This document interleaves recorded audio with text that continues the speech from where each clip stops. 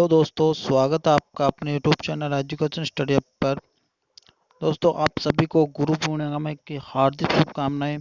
मैं भगवान से आशा करता हूं कि आप सभी लोग अपनी टारगेट को जल्दी से अचीव कर लो। तो दोस्तों, आज का जो हमारा टॉपिक है वो राजस्थान की जनजातियों से संबंधित टॉपिक है।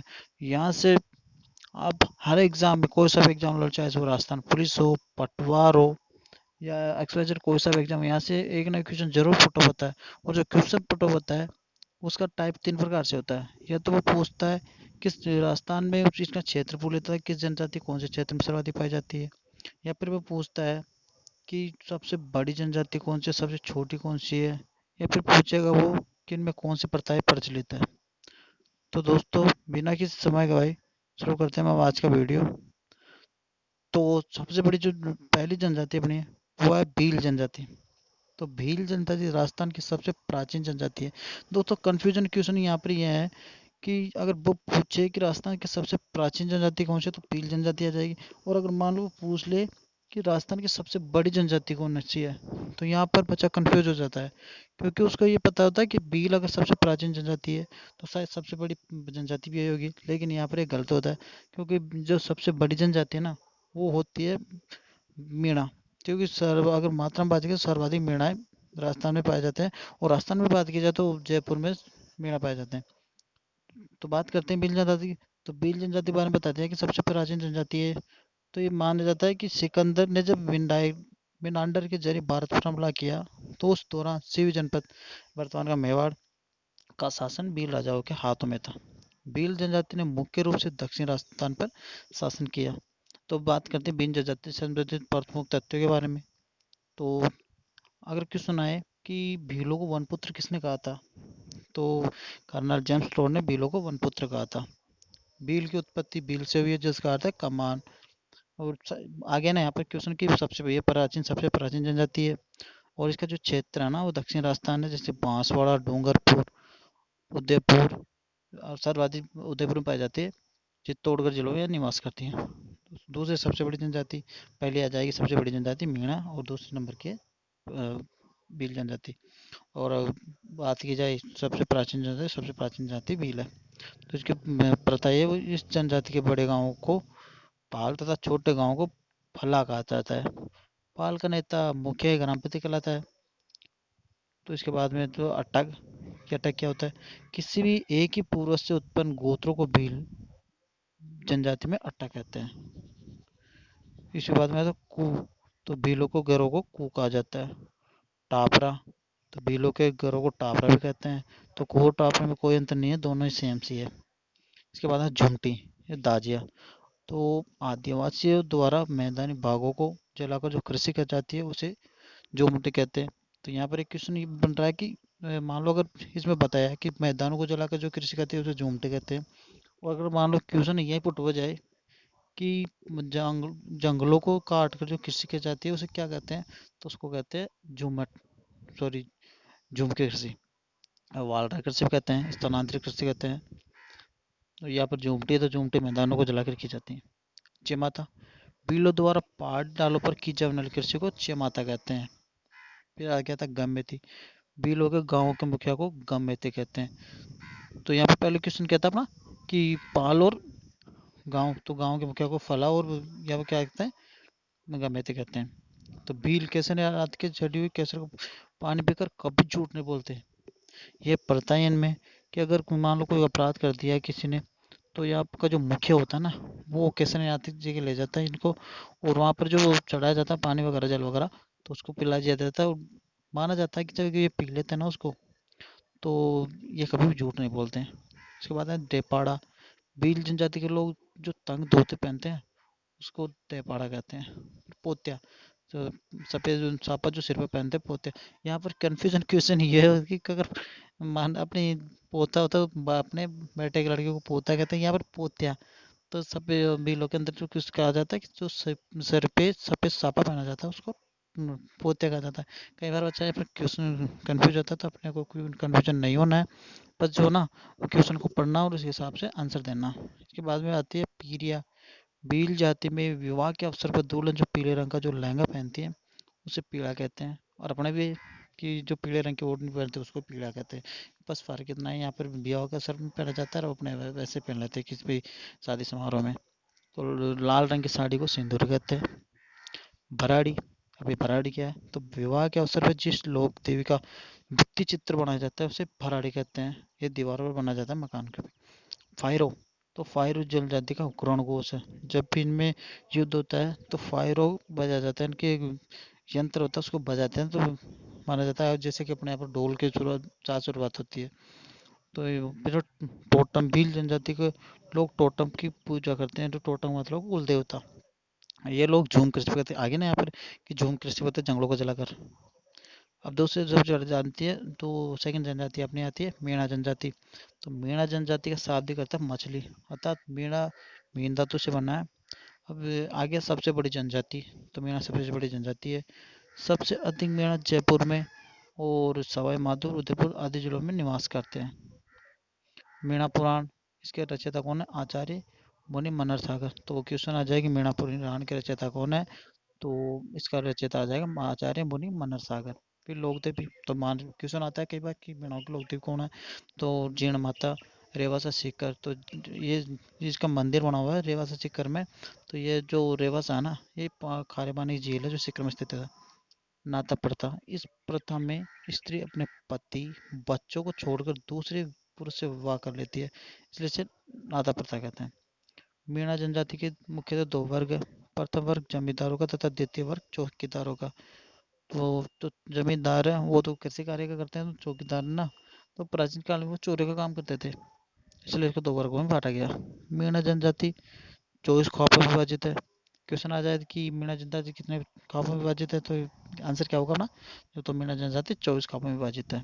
मीणा जनजाति के बई बाट को जागा कहता था। अभी बई बाट करते क्या होता है, बई बाट करते होता है एक ऐसी नोटबुक होती है जिसमें मीणाओं के जितने भी वंशज है ना उन सब का लेखा जोखा मिल जाता है अपने आप को, कि कौन सा किससे वंश से संबंधित है, किससे कितनी शाखा, कितने मतलब कि कितने पुत्र हो किसके। तो जो जागा होता है उसके पास में ही रह जाता है, तो लगभग लगभग हर जनजाति के लोगों के पास में ये होता है। मीणा जनजाति में संयुक्त परिवार प्रणाली पाई जाती है। ये लोग मांसाहारी होते हैं, तो मांस का भक्षण बहुत ज्यादा करते हैं। विवाह राक्ष इसमें जो विवाह प्रचलित है वो कौन से हैं? राक्षसी विवाह, ब्रह्मा विवाह, गंधर्व विवाह। ये लोग दुर्गा माता शिव की पूजा करते हैं। अब जाता है तीसरी जो जनजाति है वो गरासिया जनजाति।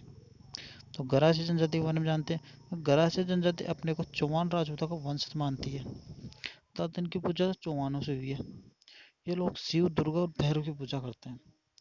सिरोही गोगुंदा, अब गोगुंदा की बात की जाए तो यहाँ पर आड़ नदी है ना, उसका उद्गम क्षेत्र कौन सा, गोगुंदा।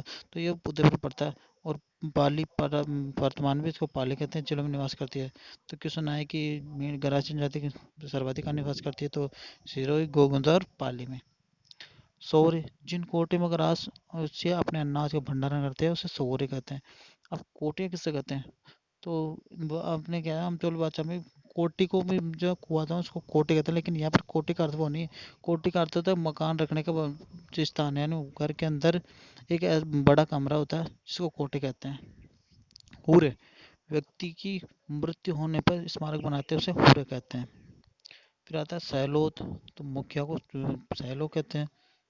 मोरबंदिया, विशेष प्रकार का विवाह जिसमें हिंदुओं की बातें फेरे लिए जाते हैं। आपने क्या होता है कि साव वगैरह होता है तो इनमें ना मोरबंदिया कहते हैं इसको, नाम दिया जाता है। तो पैरावना विवाह, नाम मात्र के लिए फेरे जाती है। इस विवाह में ब्राह्मण की आवश्यकता नहीं पड़ती, ऑटोमेटिकली गांव के मुखिया के सामने फेरे ले जाती है, इसे पैरावना विवाह कहते हैं। होता है ताड़ना विवाह, इसमें न सगाई की जाती है न फेरे। इस विवाह में वर पक्ष वाले कन्या पक्ष वाले को मूल्य भेंट विवाह के रूप में प्रदान करता है। ये एक प्रकार का सौदा होता है। इसमें सफेद रंग के पशुओं को पवित्र माना जाता है इस जनजाति में। अब अगली जनजाति है वो सांसी जनजाति। तो जो सर्वाधिक सांसी जनजाति है वो कहाँ निवास करती है, भरतपुर जिले में। ये खाना बदो जीवन व्यतीत करने वाली जनजाति अर्थात घुमक्कड़ जनजाति मानी जाती है। इनका अपना कोई निवास स्थान निश्चित नहीं होता। और बात की जाए सांसी जनजाति की उत्पत्ति जो कहाँ से हुई है, सांसवन नामक व्यक्ति से इस जनजाति की उत्पत्ति मानी जाती है। अब इसका विवाह, तो विवाह के बारे में युवकियों के वैवाहिक संबंध को माता पिता तय करते थे। और इसमें ना पूर्व अगर विवाह से पूर्व विवाह संबंध को अत्यंत गंभीरता से लिया जाता है, इसमें बहुत बड़ा दंड दिया जाता है इसमें। और सगाई यह रस्म अनोखे अंदाज में होती है। यहाँ माना जाता है कि जब दो घुमक्कड़ या सॉरी मान ले खाना दोस्तों अगर घूमते घूमते एक जगह एकत्रित हो जाते हैं और उनके कोई कन्या वगैरह और योग होता है तो उनके साथ में सगाई कर दी जाती है वैसे ही। तो ये बहुत ही अजीब तरह की सगाई होती है। तो सांसी जनजाति को भी दो भागों में बांटा जाता है, पहला होता है बीजा और दूसरा माला। तो क्वेश्चन आए कि सांसी जनजाति को कितने भागों में विभाजित किया जाए, तो सांसी जनजाति को दो भागों में विभाजित किया गया है। इसके अलावा आता है इनमें होली और दिवाली का अवसर पर देवी माता के समूह बकरों की बलि दी जाती है। ये लोग वृक्षों की पूजा करते हैं। मांस और शराब इनका प्रिय भोजन है। मांस में ये लोमड़ी सांड का मांस पसंद करते हैं। अब शराब तो इनके क्या है कि आजकल तो बेचने में लग गए। और शहरी जनता थी तो शहरी जनजाति सर्वाधिक मात्रा में तो एक तो 12 जिले में 2 तहसील है। एक तो है किशनगंज और एक तो शाहबाद। और दोस्तों यहाँ पर कंफ्यूजन क्यों नहीं होता है, तो कई बार क्वेश्चन आ भी चुका है यहाँ पर कि किशनगंज, तो बच्चा क्या है किशनगंज को देखते ही सीधा अजमेर करता है। तो ये अजमेर वाला किशनगंज नहीं, ये क्वेश्चन है किशनगंज, तो किशनगंज पड़ता है 12 में। यहाँ पर 12 के अंदर सर्वाधिक मात्रा में जो शहरी जनजाति हैं वो किशनगंज और शाहबाद जिलों में तहसीलों में निवास करती है। सैराना, इनकी बस्ती को सैराना कहते हैं। इनमें वधूमूल्य तथा बहुपत्नी की प्रथा का प्रचलन है। ये लोग काली माता की पूजा करते हैं। तो मान क्वेश्चन आए कि शहरी जनजाति की कुलदेवी कौन सी है, तो शहरी जनजाति की कुलदेवी है काली माता। ये दुर्गा पूजा विशेष उत्साह के साथ मनाया जाता है। कोतवाल, इनके मुखिया को कोतवाल कहते हैं। ये लोग स्थानांतरित कैसे करते हैं, तो वही बात आ जाती है कि वो जूमिंग कैसे करते हैं, तो ये स्थानांतरित कैसे करते हैं। ये लोग जंगलों से जड़ी बूटियों को एकत्र कर विभिन्न प्रकार की दवाई बनाने में दक्ष होते हैं। ये राजस्थान की एकमात्र आदिम जनजाति है, या माना जाता है कि लुप्त होने वाली जनजाति है। तो सहरा जनजाति एकमात्र ऐसी पिछड़ी जनजाति है कि भारत सरकार ने राज्य की केवल इसी जनजाति को आदिम जनजाति समूह की सूची में रखा है। कंजर जनजाति, कंजर की उत्पत्ति काननचार कननचार से हुई है, जिसका अर्थ है जंगलों में विचरण करने वाला। ये जो सर्वाधिक पाए जाते हैं झालावाड़, बाराकोटा और उदयपुर जिलों में रहती है। कंजर एक अपराध प्रवृत्ति को क्या है, पटेल, कंजर के जनजाति के मुखिया को पटेल कहते हैं। तो पाती मांगना, ये एक प्रथा है। ये अपराध करने से पूर्व ईश्वर का आशीर्वाद लेते हैं, या ईश्वर मतलब कि अपराध भी करते हैं लेकिन पहले क्या है परमिशन ले लेते हैं ईश्वर से कि मैं अपराध करने जा रहे हैं, तो इसको पाती मांगना कहते हैं। इसको हाकम राजा का प्याला, ये हाकम राजा का प्याला पीकर कभी झूठ नहीं बोलते। बात आ जाती है वहीं पर जाके कि भीलों की, कि भील केसर या नाथ जी का चढ़ी हुई मतलब पानी पीकर कभी झूठ नहीं बोलते। ये ना हाकिम राजा का प्याला पी लेता तो उसके बाद में चाहे इनसे कितने मतलब सच उगलवा ले, झूठ नहीं बोलते। इन लोगों के घरों में भागने के पीछे की तरफ खिड़की होती है परंतु दरवाजे के किवाड़ नहीं होते। ये लोग हनुमान और चौथ की पूजा करते हैं। ये लोग ना अपने शरीर पर तेल लगा के रहते हैं ताकि इसको कोई पकड़ ना सके, और जैसे इनको सूचना मिल जाती है तो पीछे वाले खिड़की से उससे फरार हो जाते हैं। अगर जाते हैं तो डामोर जनजाति, तो डामोर जनजाति बांसवाड़ा और डूंगरपुर जिले की सिमलवाड़ा पंचायत समिति निवास करती है।